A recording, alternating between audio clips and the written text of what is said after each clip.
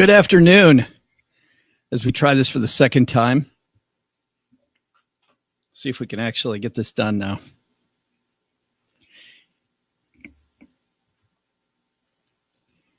For those of you new to these, we do a show called Money in the Morning. And sometimes we record in the afternoon, sometimes late in the afternoon. And late in the afternoon on a Friday is just the way this week's rolling. So anyway, lots of stuff to do, but this is super important. And we're going to have some fun. All right. Alexa thinks we're talking to her. I'm having trouble connecting to the internet. Take a look at the help section in your Alexa. I don't know if you can hear that, but somebody's chatting at me. Probably passing on to the Russians that we're getting ready to record a Money in the Morning.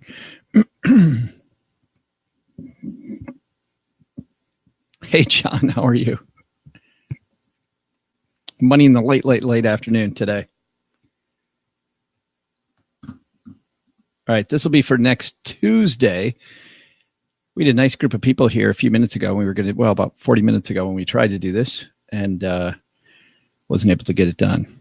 So here we go.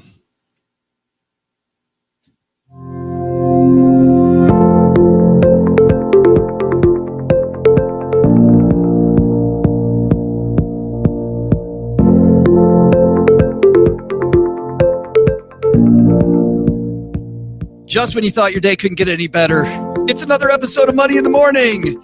Hey there, stackers. I'm Joe Saul-Sehy, Average Joe Money on Twitter. And today on the show, two great financial headlines. We're going to start with fixed annuities.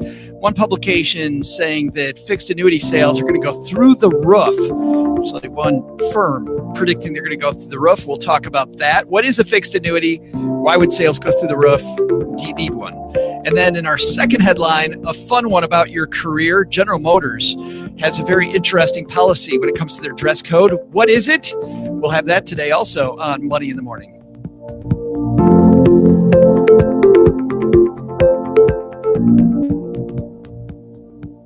Money in the Morning is brought to you by Tiller. You know, if you're a spreadsheet nerd like mom is, get your Tiller on, because Tiller is like pressing the easy button when it comes to spreadsheets. Manipulate your data however you want. But how about this? Don't spend all day on the little stuff. Tiller takes care of the little stuff. They have all kinds of templates for you to get started or just build your own. Find out more at stackingbenjamins.com/Tiller. All right, enough on Tiller. We've got two great headlines, so let's get moving. Hello, darlings. And now it's time for your favorite part of the show, our Stacking Benjamins headlines. First headline comes to us from Investment News, and this is written by Greg Iacurci. Fixed annuity sales set for a massive spike. Fixed rate deferred annuities are poised for a huge jump in sales over the next 2 years as rising interest rates and a potentially faltering equity market push consumer money into the products at near record levels, according to LIMRA, an insurance industry group. LIMRA, which tracks annuity data, projects fixed rate deferred annuity sales will increase 15 to 20% year over year in 2018 and an additional 20 to 25% next year. That estimate would put annual sales north of $50 billion by 2019, which is nearly 50% greater than the $34 billion last year, but still shy of the record, more than $60 billion, which occurred during the financial crisis as investors flocked to more conservative investment products. All right, there's more on that. I'll share the rest of that on my Twitter feed, Average Joe Money, if you want to dig into that piece. But here's the interesting thing. So the last time that fixed annuity sales went through the roof was when the market bottomed out. Not before the market bottomed out, when the market bottomed out, right? So why would we do that? I can't understand why I'd lose a bunch of money in my stocks, and then I'll turn around and I'll take that money and I'll lock in the loss with a fixed annuity. And I guess I should explain for those of you new to annuities what a fixed annuity is. So an annuity is an insurance vehicle where you put money in it And initially what they were made to do, they were made to build up a pot of money, and then you do this thing called annuitize it, which means turn it into a pension. The insurance company looks at how much money they can give you from that is on a consistent basis, and you end up getting a monthly, quarterly, yearly check, whichever box you check in the mail. It's the same all the time. Some annuities, you can make it so it rises a little bit with inflation, right? So lots of nuances. But when they talk about fixed, they're not talking about that piece, about the payout. A fixed annuity means it looks and smells like a CD on the inside, meaning they're going to tell you the interest rate ahead of time, and then you're going to have that interest rate for the life of the annuity. Maybe it changes a couple times, but that interest rate is a guaranteed rate, just like a CD would be. Difference is that an annuity is not an FDIC insured investment, where they're only backed by the faith and credit of the insurance company. So you got to make sure you're buying an annuity through an insurance company that has some good credit. On the other side, a CD, of course, is backed by FDIC insurance. So if the bank goes under, you still got your money, right? But it feels the same. It feels like a CD. A flexible annuity, I'm not talking about the annuity being able to stretch out before it works out or anything. A flexible annuity is an annuity that has lots of different funds on the inside that look like mutual funds. And so you can move your money around inside these funds. Some of them have 80, 90, 100 different choices inside of them. So when you look at annuities, generally speaking, there are two types. I just thought of a third, but we're going to stick with two, kids. Fixed, where you get a set rate of return, or there is a variable annuity. Third type, by the way, is what's called an indexed annuity, where they take an index like the S&P 500 and they give you a portion of the up whenever the S&P goes up or whatever index they're indexing it against, but they don't give you any of the down. Sounds great. Really not that great, by the way, indexed annuities. That's for another day. Let's stick with fixed annuities, though. So fixed annuity sales are to rise because interest rates are going up. Okay, that makes sense to me because historically you weren't able to get lately great rates on CDs. Now you finally can. I mean, if you're calling 2% a fantastic rate, but it's much better than it was a year ago, right? So we might be able to get a little higher return there than we used to get. So I get that. But on the other side, I wonder still who needs these things? Because what I worry about with a fixed annuity is that a lot of the time when I see somebody buying a fixed annuity, why are they buying? They're buying it because they want to be safe. Listen, I'm going to get this set rate of return. It's going to be the same return for the 8, 10, whatever number of years it takes for that annuity to stick with the interest rate that they give me. Hey, if I can keep that same rate and then maybe change it over to another annuity later, fantastic. It seems like, I mean, sounds good, but safety doesn't mean what you think it means. I mean, if we're getting a 3% rate of return and inflation is 3%, you know what return you're really getting? Zero. Because you can't buy, if the price of bread is going up at 3% and your investment is going up at 3%, that means every loaf of bread you eat, and I've never sat down and ate a whole loaf of bread, but you know what I mean? Every slice of bread that you eat, you're going to have to save for that bread dollar for dollar. And you can't, I mean, imagine if you're trying to live on $50,000 a year in retirement, $50,000, you retire at 65, die at 95, 30 years, $50,000. It is not safe if you have a long-term investment horizon to invest in a fixed annuity. It isn't safe. You are very safely going to get nowhere. And that's the frustration that I have, is that when people talk about risk, they don't think about the risk of not having enough money. They just think about the risk of loss. So interesting stuff there. Fixed annuity sales. That doesn't make me feel good. The fixed annuities are that there's a bunch of those going to be flying off the shelves here in the next year. We do this live in front of a Facebook studio audience. Yay. I should have like on my soundboard here, like fans, like cheering people. But we've got John here. John actually is here for his first Money in the Morning live Facebook. Glad you could make it, John. We waited for you today. We're doing this a little later than normal, actually way later than normal. Our friend Daryl's here today. Danny's here. Danny says you're missing out if you've never eaten a whole loaf of bread at once. Yes, that is, what's that? There's that comedian that says, I don't stop when I'm full. I'm stop when I hate myself. That's whole loaf of bread. Leslie's here. Susan's here. I thought Susan was going to be watching the Rangers. Well, the Texas Ranger game hasn't started yet. So we got time. We got to get her to the game. So let's get to our second headline, which comes to us, if I can click on the right spot, comes to us from Inc. And this one's written by Bill Murphy Jr. General Motors has a 2-word dress code, and it's actually brilliant. Now, I'm not saying it's brilliant. The Inc. piece says that it's brilliant. A 2-word dress code. So let's dig in. It used to be 10 pages. Now it's just 2 words. Here's why they made the change. This story is about 3 things: dress codes, leadership, and common sense. It's about a $62 billion company with roots going back 100 years, the kind of giant legacy organization you might think would get bogged down with bureaucratic minutiae. And it's about how it wound up with a dress code running only 2 words long. The company, GM. Didn't expect that. Well, I guess you did because we had it in the headline. But who would expect GM to have a 2-word dress code? The dress code, in case that's all you want out of this article, dress appropriately. But there's more to the story. Like, for example, how the code got pared down to something that's barely 9.5% as long as this sentence, and what that pared down language means for us as managers and the CEO who leads them, and why it's a policy that could be both brilliant and also kind of dangerous.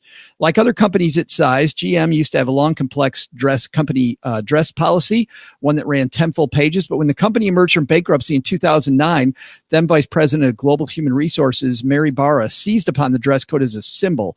She took a linguistic machete to the policy. I love that sentence. As part of a desire to change company culture, recalled Barra, who later in 2014 became the company's CEO. It was a chance to send a message that big didn't have to mean bureaucratic. So just those 2 words, dress appropriately. And yet some high-ranking managers who'd been used to the longer, much more comprehensive policy pushed back. To them, dress appropriately sounded in practice like another 2-word phrase, anything goes. One manager complained to Barra that a female employee was dressing too skimpily or provocatively under the new policy. Another manager complained that his employees were interpreting the new rule too liberally. As Barra told Adam Grant in an interview in April, some of their concerns weren't totally unreasonable. For example, the manager who was concerned about his employees dressing too casually says his team sometimes had to deal with government officials. Quote, he was worried that if they were in jeans or something, that wouldn't be appropriate, Barra recalled. So, and then it goes into the fact that it's about being appropriate, right? If you're meeting with government officials, why would you wear jeans? And don't you think that would affect your career if you did? I love this story. I love this as much as I love the Nordstrom story. The Nordstrom story, by the way, is a phenomenal story. And if you're not familiar with the Nordstrom way, it's a pretty exciting way to manage people, because Nordstrom says their customer service policy is use your best judgment. And I absolutely love use your best judgment as a customer service policy. And what Nordstrom will tell you is that a lot of people can't handle it. And what you'll see here with GM, a lot of people can't handle it. And this headline I wanted to bring up today because there's 2 pieces of the equation. There's spending money and investing and spending money, but there's also making money. And when you're making money, I think taking control of your career, like in this case, General Motors is making you take control of your career. You decide how to dress. It's up to you. And by the way, if you think that those 2 words don't have consequences behind them, they have huge consequences behind them. If you do dress in a way that's not appropriate when you're meeting with government officials, you're probably not going to get that promotion. So you have to study, right? I mean, I think this dress code forces you to do one of 2 things. It's to just look around you and use some common sense, but also maybe to take it upon yourself to use the dress code to help you get ahead, right? I love this idea. Management guru Tom Peters talks about this all the time. Don't wait for your manager to train you at work. No matter what you do, who you work for, don't wait for your manager. Who wants to go to work and suck every day? Nobody wants to. So if you don't want to, what do? Well, you listen to podcasts like this one, maybe not this one, but like podcasts where you learn something, right? Listen to podcasts, read books. Right now, I've got on Audible, Damon John's Rise and Grind. I give it a 7 on a scale of 1 to 10, by the way. And I finally got around to Gary Vaynerchuk's Crush It. 2010, still very relevant. Like that one a little better. I'd say it's a 9 out of 10. But keep feeding yourself stuff that helps your career. Take control of your own career. Set up your own training plan, right? I love this idea. GMs forcing their employees to think about how they dress. Absolutely love it. Don't wait for your company to do it, though. Manage your own career. All right. We're going to say, again, a big hello to our friends on Facebook. What do we got here? Susan says, wear pants. It's fantastic. And Daryl says, I don't think you'll get much chatter talking about annuities today. No, we didn't. Daryl have kind of perked up a little bit once we started talking about wearing pants. Daryl says, I do like it in the way that I think people work better when they're comfortable. I just like what it says about flexibility and about what's important to that company. What's important to that company is having people that think. And I absolutely love that. There's a guy from Detroit. I know that General Motors has a long history of, an assembly line, people just getting in line. Susan says, I love the book QBQ by John G. Miller. I even recommended it to my internet provider today when dealing with their customer service. It's bad when you're recommending customer service books and how to do business better to your internet provider. And I'd love to do that with my internet provider. John says The Compound Effect by Darren Hardy is probably one of the best I've read along the same route. I'm going to write that one down too, John, because I've got some staining in my deck to do that I need some audible help with. One more time, we're going to say that this podcast brought to you by Tiller. Tiller is the spreadsheet where you can nerd out to your heart's content or press the easy button.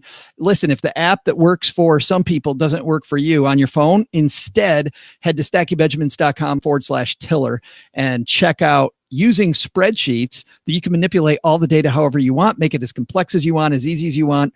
At the same time, all that data of how you're spending money, data around your investments, that all gets populated immediately. I love Tiller. Check it out. stackingbenjamins.com/Tiller.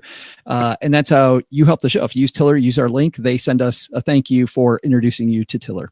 All right. Last thing we do here, kids, is we take these two headlines that we had that seem to have nothing in common, and we're going to have a big idea to have you go home with today.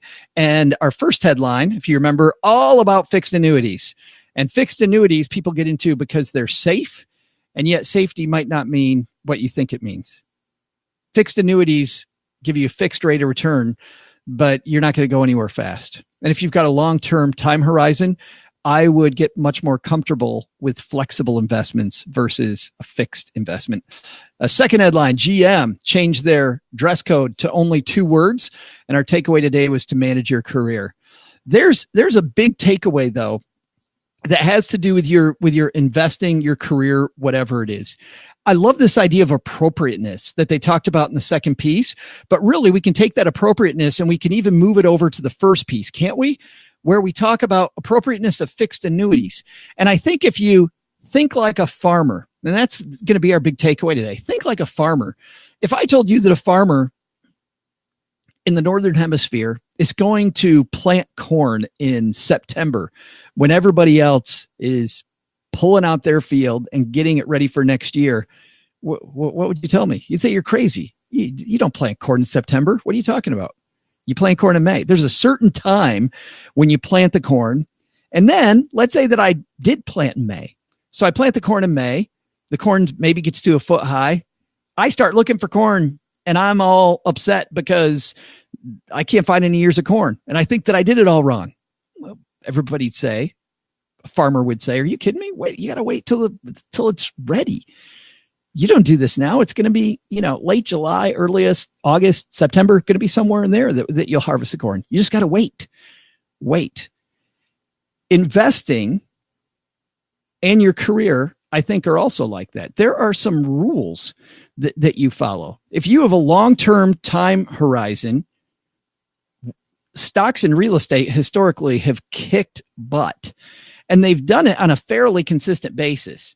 So, and by consistent, I don't mean that there weren't big ups and downs, but the longer you go, the lower what's called the standard deviation is, meaning that the stock market, if you're going to stay there for a week, a year, you might as well go to Vegas and just put your money on black or red, right? But if you've got 20 years, that up and down, that risk level, much, much, much less if you're using, let's say, the S&P 500. The biggest 500 companies in America over a 20-year time frame, I'll take that if I've got 20 years. Now, if I've got a year, maybe then I use a CD. Maybe I'm using a savings account. It's appropriateness. Everybody wants to know, what's the hot thing to invest in? What should I get into? Don't start from there. If you start with your time frame and then work backwards, you're going to pick the appropriate investments. So today's takeaway, think like a farmer. Daryl says he's allergic to corn. Can we use a different analogy? It's done, Daryl. Sorry. You should have told me before we started today's show. Hey, thanks to Daryl. Thanks to everybody hanging out with us on Facebook today. Thanks to you for listening. Thanks for the reviews of Money in the Morning. We'll catch you later. Go Stacks and Benjamins. Bye-bye.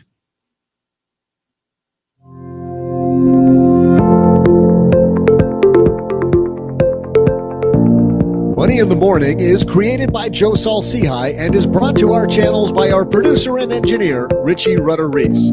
Stacking Benjamins and Money in the Morning are for entertainment purposes. Before making moves, consult with your financial advisor. Looking for training sessions? Kathleen Selmans has a great suite of Stacking Benjamins tools, so head on over to learn.stackingbenjamins.com. Hoping to chat with us on the web? Say hello to Shannon Cowan, our social media guru and community manager in our Facebook group. She can be found at stackingbenjamins.com/basement. From the basement, I'm Joe's mom's neighbor, Doug. See you tomorrow.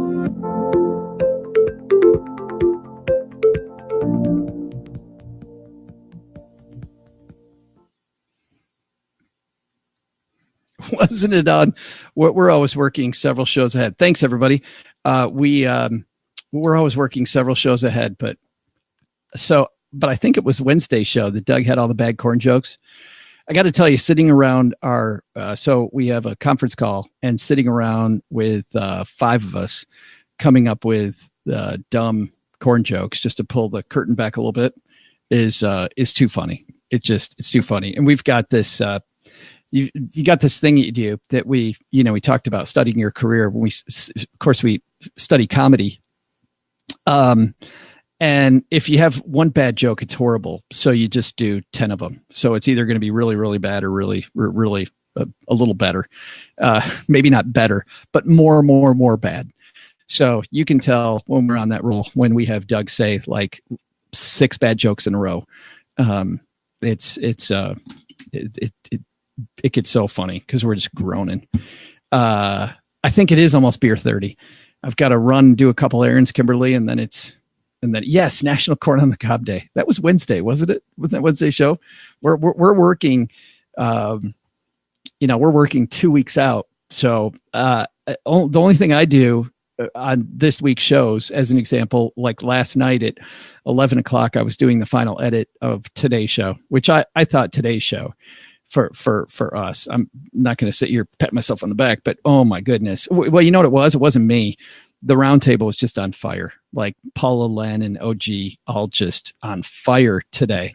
And the Maj Moxed from Status Money. Like it was just one of those episodes where everything came together. If, I was there when we recorded it and I'm sitting laughing while I'm editing it. It's pretty good. I didn't have to edit. Usually I'll take out maybe 5 or 6 minutes on the final edit. I didn't take anything out of today's show.